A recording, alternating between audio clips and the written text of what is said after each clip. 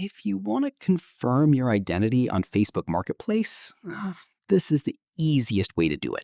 Just make sure the information on your Facebook account matches the ID card you'll upload for verification. First, open the Facebook app and go to your profile menu. From there, tap on Settings and Privacy, then open Settings. Now, scroll down a little and tap on See More in Account Center. After that, head over to Personal Details. Here, make sure your legal first name, last name, phone number, and date of birth are correct. These details must match exactly with the ID card you'll use for Facebook Marketplace identity verification purpose.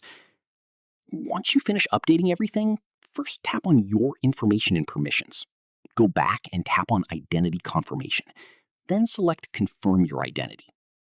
Now, simply follow the on-screen steps to upload your ID and complete the Facebook Marketplace verification process. After your ID is reviewed and approved, your Marketplace account should be verified successfully.